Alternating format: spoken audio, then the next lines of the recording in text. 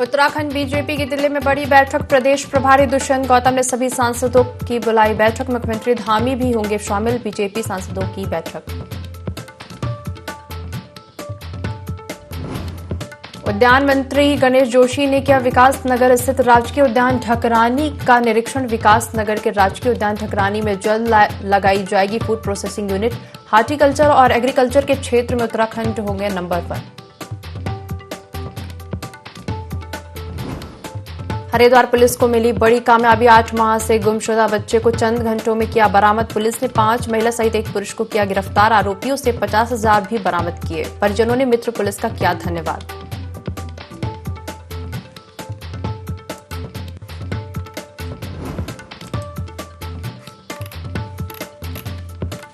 लोहाघाट क्षेत्र में गुलदार के आतंक से लोगों में दहशत। देर रात गौशाला में घुसकर 3 बकरियों को तारामाट के घाट। ग्रामीणों ने मुआवजे की मांग की।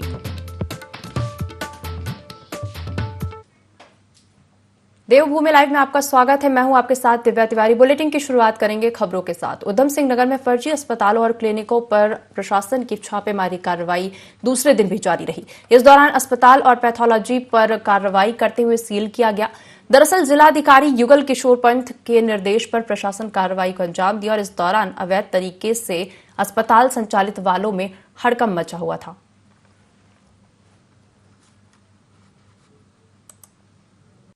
बाजपुर क्षेत्र अंतर्गत शिकायत प्राप्त होती रही है कि कुछ झोला छाप डॉक्टर या अनरजिस्टर्ड डॉक्टर जो है अपना क्लिनिक चला रहे हैं, जिसको दृष्टिगत रखते हुए जिलाधिकारी महोदय द्वारा पूरे जनपद में एक आदेश जारी कर रखे हैं कि स्वास्थ्य विभाग की टीम के साथ, पुलिस के साथ जो इस तरह के क्लिनिक चल रहे हैं, जिनका रजिस्ट्रेशन नहीं है या जो अनऑथराइज तरीके से, चाहे लैब हो, अल्ट्रासाउंड केंद्र हो, और उनकी संयुक्त रूप से जांच की जाए। अनऑथराइज पाए जाने पर उनके विरुद्ध कार्रवाई की जाए। इसी के दृष्टिगत रखते हुए हमने बेरिया रोड पे एक सेवा हॉस्पिटल है, उसमें आज औचक निरीक्षण किया और क्लिनिक अवैध रूप से संचालित किया जा रहा है। इनके द्वारा जो केयर टेकर हैं, बताया गया कि हमने रजिस्ट्रेशन के लिए अप्लाई कर रखा है सीएम ऑफिस में। फिलहाल कोई भी रजिस्ट्रेशन इस समय अवेलेबल नहीं है, तो उसको दृष्टिगत रखते हुए अभी हम पेशेंट को शिफ्ट करवा रहे हैं और क्लिनिक को बंद। बाजपुर के अनाज मंडी स्थित किसान मेले में रक्तदान शिविर का आयोजन किया गया, जिसका शुभारंभ बन्ना खेड़ा चौकी इंचार्ज दीपक कौशिक ने फीता काटकर और रक्तदान करके किया। इस दौरान बन्ना खेड़ा चौकी इंचार्ज दीपक कौशिक ने कहा कि रक्तदान महादान है। प्रत्येक स्वस्थ मनुष्य को रक्तदान अवश्य करना चाहिए, जिससे उसका शरीर स्वस्थ रहता है।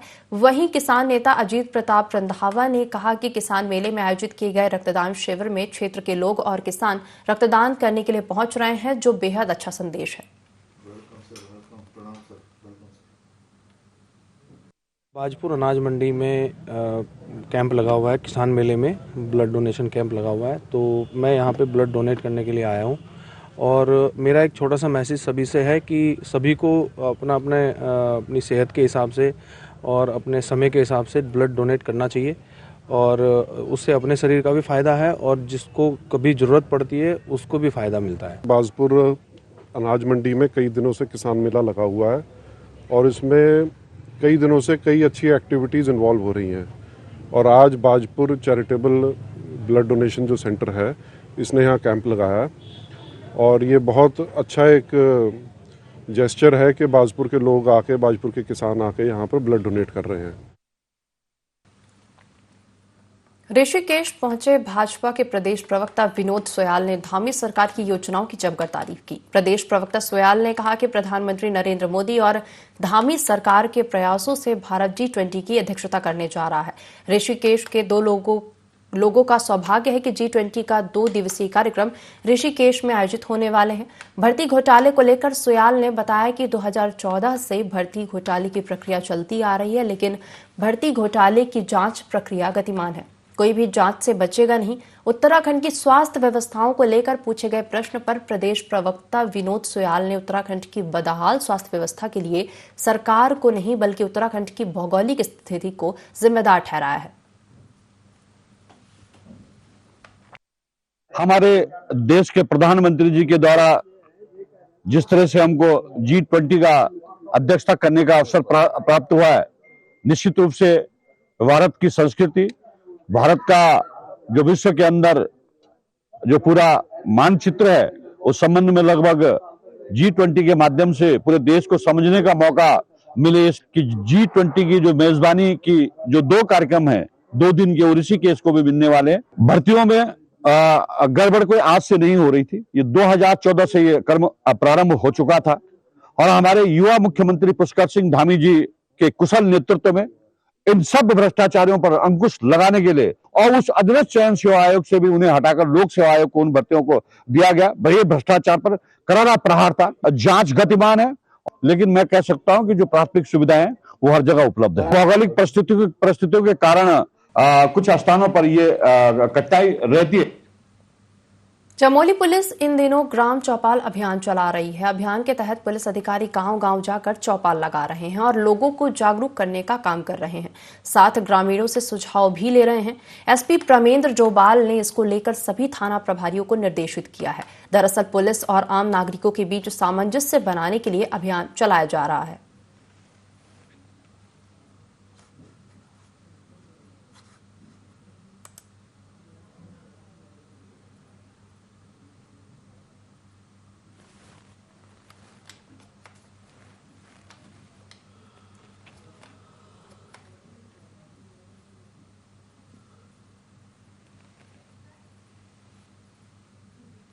सरकार ने पीआरडी जवानों को बड़ी सौगात दी है। दरअसल प्रांतीय रक्षक दल के प्रांतीय मुख्यालय में पहली बार मनाए गए स्थापना दिवस कार्यक्रम में विभागीय मंत्री रेखा आर्य ने घोषणा की है कि अब पीआरडी में 30% महिलाएं होंगी। उन्होंने कहा कि सरकार मृतक आश्रितों को नौकरी और आर्थिक सहायता देगी, जबकि कॉर्पस फंड को 50 लाख से बढ़ाकर 10 करोड़ रुपए किया जाएगा।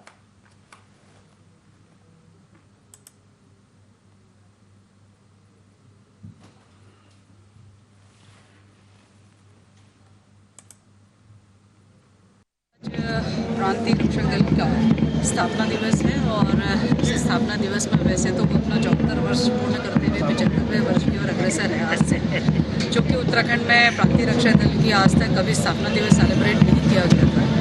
तो विभाग में इस चीज़ की बहुत ज़रूरत मुझे भी और विभाग के लोगों को महसूस हो रही थी कि इसको मनाया जाना चाहिए ताकि हमारे पीआरडी जवानों का मनोबल बढ़े और साथ साथ में पूरे उत्तराखंड को भी मालूम होना चाहिए कि आज पीआरडी का जो है वो स्थापना दिवस है। तो उसी लक्ष्य को लेते हुए जो है आज स्थापना दिवस और मनाया गया, जिसमें हमारे पीआरडी जवानों ने अपनी रैतिक परेड यहाँ पर हम सबके सामने प्रस्तुत करी। हफ्ते में उनकी तैयारी थी और अपने पीआरडी जवानों के जो अपने मृत आश्रित हैं उनको भी आज विभाग की ओर से जो सहयोग हो सकता था वह सहयोग आज प्रदान किया गया।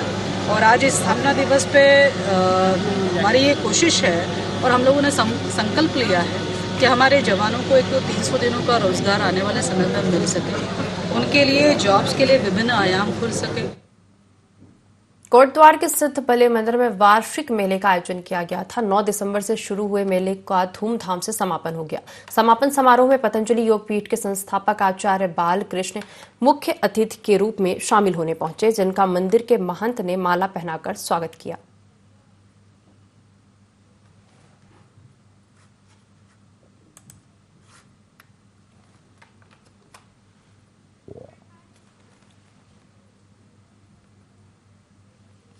उत्तरकाशी में अंतर्राष्ट्रीय पर्वत दिवस पर विभिन्न कार्यक्रमों का आयोजन किया गया। कार्यक्रम में विभिन्न संस्थाओं और अपने कार्य क्षेत्र में उत्कृष्ट कार्य करने वाले जनप्रतिनिधियों, पर्यावरण प्रेमियों, समाज में उत्कृष्ट कार्य करने वाले व्यक्तियों को पर्वत श्री सम्मान से सम्मानित किया गया। कार्यक्रम का आयोजन गंगा विश्व धरोहर मंच की ओर से किया गया था, जिसका आयोजन 80 गंगा घाटी के कफलों में किया गया।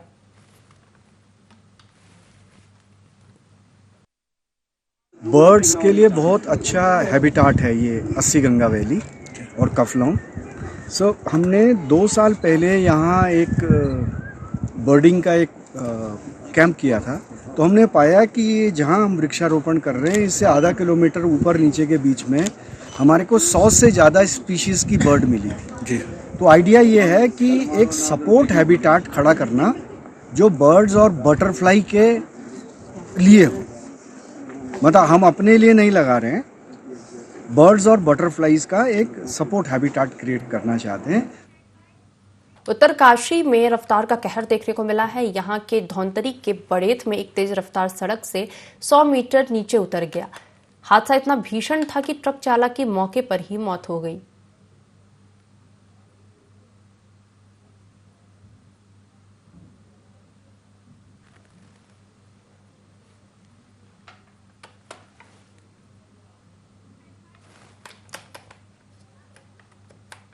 ज्वालापुर थाना क्षेत्र के कड़च मोहल्ले से बीते दिन 8 माह का बच्चा लापता हो गया था, जिसे पुलिस ने मुखबिर की सूचना पर रोड़ी बेलवाला से सकुशल बरामद किया है। साथ ही बच्चा चोर गैंग से 5 महिला और 1 पुरुष को भी गिरफ्तार किया है, जिन्होंने 2.5 लाख रुपए में बच्चे का सौदा कर दिया था और 50,000 रुपए एडवांस भी लिए थे। अब पुलिस इनसे पूछताछ कर रही है, साथ ही बच्चा खरीदने वालों की तलाश कर रही है। अच्छा काम किया है पुलिस ने। सुधांशु सर का बहुत बहुत धन्यवाद। उनकी टीम ने पूरा अच्छा काम किया है। मैं उनका बहुत बहुत धन्यवाद करना चाहूँगी। जितना हो सके उतना, जिसके किसी के साथ ऐसा दोबारा ना कर सके वो सजा दीजिए। छत से चुराया जी, जिनने से छत पे ले गए, अपनी छत पे उतर गए। हमारे पड़ोसी ज्वालापुर पुलिस को सूचना मिली थी 11 बजे लगभग 8 महीने का बच्चा गायब हो गया। तो इसी सूचना पर तत्काल थानाध्यक्ष, थाना प्रभारी हमारे ज्वालापुर और उसने एसओजी, डॉग स्क्वाड और सबको सूचना दी और पुलिस टीम वहां पहुंची। सीसीटीवी और हमारे एसओजी की टीम के समग्र प्रयास से आज बच्चा को रिकवर कर लिया गया। कि इसके पीछे कुछ लोग थे जो बच्चे को बेचने का काम कर रहे थे और अभी इनसे पूछताछ की कार्रवाई चल रही है। बरामद हुआ है 50,000 रुपए की बरामदगी हो चुकी है, जो पेशगी के रूप में दी गई थी। पूछताछ की जा रही है क्योंकि अभी बेसिक पकड़ के लाए हैं, तो बेसिक जितनी जानकारी मिली है आपसे शेयर किया जा रहा है और जैसे ही और इसके और जानकारी मिलती तो फिर पुनः आप लोगों से साझा किया जाएगा। कृषि एवं उद्यान मंत्री गणेश जोशी देहरादून के विकास नगर पहुंचे, जहां उन्होंने राजकीय उद्यान ठकरानी का निरीक्षण किया। इस दौरान मंत्री गणेश जोशी ने कहा कि केंद्र सरकार से जो बजट मिला है उससे शीघ्र ही राजकीय उद्यान ठकरानी में फूड प्रोसेसिंग यूनिट लगाई जाएगी। साथ ही जोशी ने कहा कि जब राज्य 25 साल का होगा तो हॉर्टिकल्चर के क्षेत्र में उत्तराखंड सबसे आगे होगा, जिसके लिए वह स्वयं जगह जगह जाकर निरीक्षण कर रहे हैं और अधिकारियों को भी सख्त निर्देश दे रहे हैं कि किसानों की मदद करें। हमारी सरकार का संकल्प है, माननीय मुख्यमंत्री जी ने संकल्प लिया है, हमारी सरकार ने संकल्प लिया है कि जब हमारा राज्य 25 साल का होगा, हम हॉर्टिकल्चर के क्षेत्र में, एग्रीकल्चर के क्षेत्र में अपने प्रोडक्शन को दोगुना करेंगे। इसके लिए हमारी सरकार लगातार प्रयास कर रही है। मैं खुद व्यक्तिगत जो हमारे गार्डन हैं उनमें जाकर उसकी मॉनिटरिंग कर रहा हूँ। सोच के साथ हम उस योजना को लागू कर रहे हैं। इसी प्रकार मिलेट्स में 2023 को मोदी जी ने मिलेट्स ईयर घोषित किया है और मिलेट्स के लिए भी हम लगातार प्रयास कर रहे हैं। हरिद्वार में अखिल भारतीय हिंदू सेवा दल की महत्वपूर्ण बैठक का आयोजन किया गया। बैठक में राष्ट्रीय महामंत्री संजीव, प्रदेश प्रभारी विपिन सोनी, प्रदेश महामंत्री और उत्तर पश्चिमी प्रदेश प्रभारी रवि प्रधान ने घोषणा की, जिसमें नितिन कुमार को गौ सेवा पर कोस्ट का प्रदेश अध्यक्ष नियुक्त किया गया। इसके साथ ही कुलदीप अडोडा को अधिवक्ता पर कोस्ट का प्रदेश अध्यक्ष नियुक्त किया गया। वहीं मीनाक्षी भारद्वाज को हरिद्वार जिले से अधिवक्ता पर कोस्ट की जिला अध्यक्ष नियुक्त किया गया।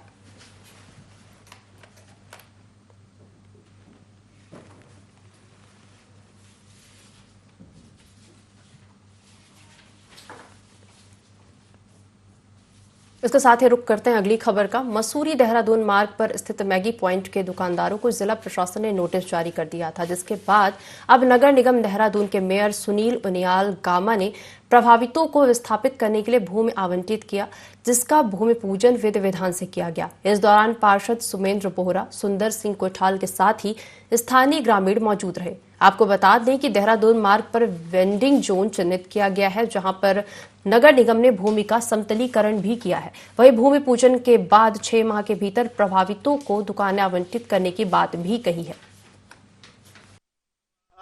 हमारे जो नगर निगम क्षेत्र में जो लोग जो है वर्षों से यहाँ पर अपना रोजगार कर रहे थे, प्रशासन के द्वारा उनको नोटिस दिया जा रहा था, तो उसका समाधान जो है हमने यहाँ पर वेंडिंग जोन बनाकर जितने हमारे ये नगर निगम क्षेत्र में जो चिन्हित लोग हैं वो आएंगे, उनको यहाँ वेंडिंग जोन में स्थान देंगे ताकि उनका रोजगार भी चल सके। अभी देख लेंगे, चिन्हित करे हैं, अभी पहले समतलीकरण हो जाए इसका। लोहाघाट में दिव्यांग लड़की से दुष्कर्म का मामला सामने आया है। गांव के 65 वर्षीय बुजुर्ग ने नाबालिग लड़की से दरिंदगी की है। पीड़िता ने मां के साथ थाने पहुंचकर मामले की शिकायत दर्ज कराई। पुलिस ने शिकायत पर कार्रवाई करते हुए पॉक्सो सहित कई धाराओं में मामला दर्ज कर आरोपी की तलाश में जुट गई है। एक नाबालिग से दुष्कर्म की अभियोग हमारे पास FIR मिली थी। हमने उसमें तत्काल अभियोग दर्ज कर 376(2) और 506 IPC पॉस्को की धाराओं में अभियोग दर्ज किया है। हमने नाबालिग का मेडिकल परीक्षण कराया है वर्तमान में, और आगे की कार्रवाई के लिए हमें इस केस को पुलिस को हस्तांतरित कर। उनकी माता के अनुसार बच्ची दिव्यांग है। लोहाघाट क्षेत्र में गुलदार की दहशत दिनों दिन बढ़ती जा रही है, जहां गुलदार ने झलान देव गांव की गौशाला में घुसकर 3 बकरियों को अपना निशाना बनाया। ग्रामीण अशोक देव ने बताया कि देर रात गुलदार ने उनकी गौशाला के दरवाजे को तोड़कर उनकी 3 बकरियों को मार दिया, जिससे उन्हें आर्थिक नुकसान हुआ है। ग्रामीणों ने वन विभाग से गुलदार को पकड़ने और ग्रामीण को मुआवजा देने की मांग की है। वहीं लोहाघाट रेंजर दीप जोशी ने बताया कि ग्रामीणों की सूचना पर वन कर्मियों ने घटनास्थल का मौका मुआयना किया है। जांच के बाद ग्रामीणों को नियमानुसार मुआवजा दिया जाएगा।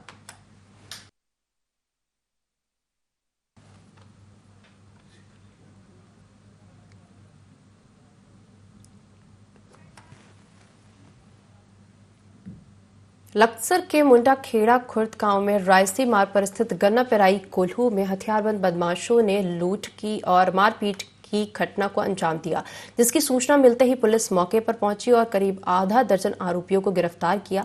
दरअसल ग्रामीणों ने पुलिस से शिकायत की थी गन्ना कोल्हू में 15 से ज्यादा हथियारबंद बदमाश लूटपाट और मारपीट कर रहे हैं, जिस पर पुलिस ने कार्रवाई की है और आगे जांच जारी है।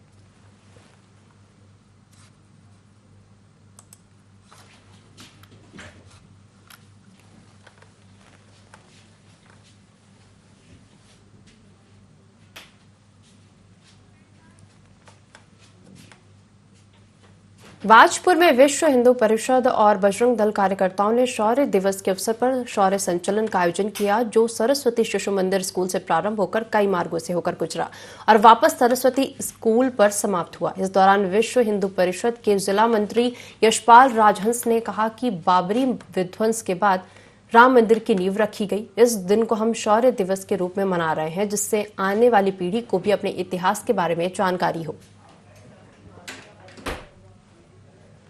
संपूर्ण जिले भर से हिंदू युवाओं को आह्वान किया है बजरंग दल के माध्यम से, और हजारों की संख्या में आज युवा साथी यहाँ एकत्रित हैं और शौर्य संचलन निकालकर समाज को ये संदेश देना है जो 1992 के बाद की जिनकी जन्मतिथि है, जो आने वाली पीढ़ी है, वो राम मंदिर को कदापि पिकनिक स्पॉट ना समझें। उनको ध्यान में रहे त्याग, बलिदान और समर्पण की एक गाथा है। इसका स्मरण दिलाने के लिए शौर्य संचलन का आयोजन किया है और अपने सभी युवा इसमें बढ़ चढ़ के प्रतिभाग कर रहे हैं। खबर उधम सिंह नगर के खटीमा से है, जहां मुखबिर की सूचना पर सुरई रेंज वन क्षेत्राधिकारी ने जंगली मांस पकड़ा। वन विभाग की टीम को सूचना मिली थी कि सड़पुड़ा निवासी कोमल सिंह घर पर जंगली मांस लेकर आया है, जिसके बाद टीम ने छापामार कार्रवाई की और 5 किलो जंगली मांस समेत एक तराजू बरामद किया। फिलहाल फरार आरोपी की तलाश जारी है, जल्द ही उसे पकड़कर उचित कार्रवाई की जाएगी।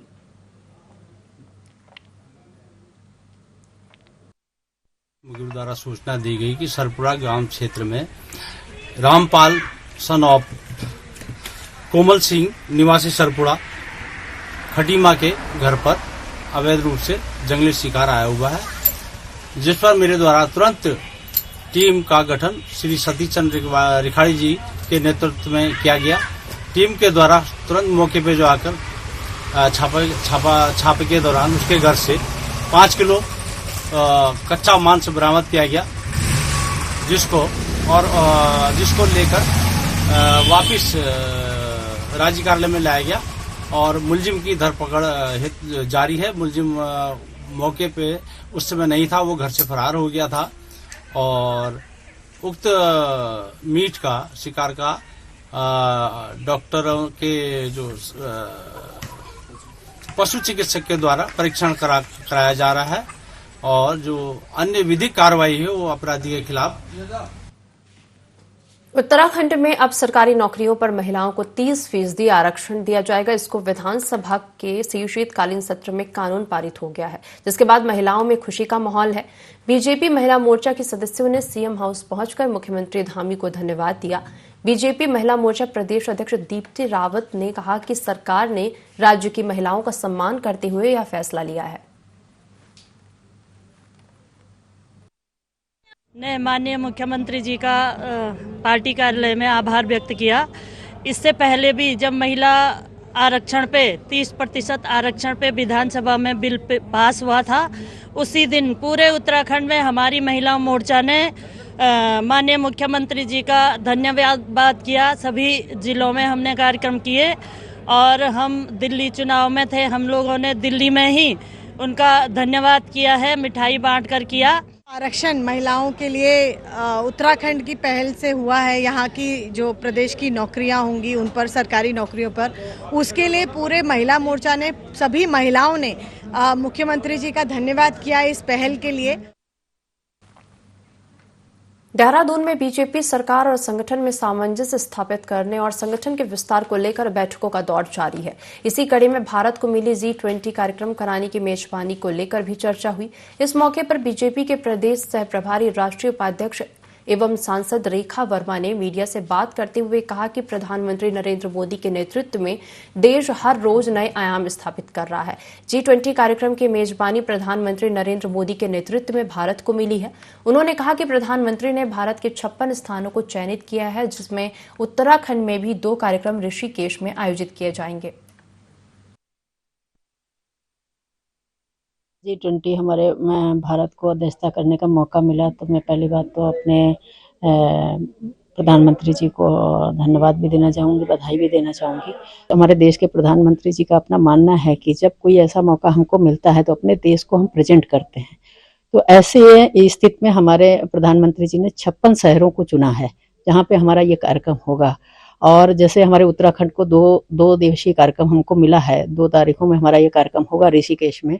और इसमें हम अपने उत्तराखंड का जो हमारा कल्चर है, जो हमारे संस्कार हैं, इन सबको प्रेजेंट किया जाएगा, जिससे हमारे पूरे देश में, पूरे विश्व में हमारे उत्तराखंड के बारे में लोग जाने। इस बुलेटिन में फिलहाल इतना ही। बने रहिए IND 24 के साथ।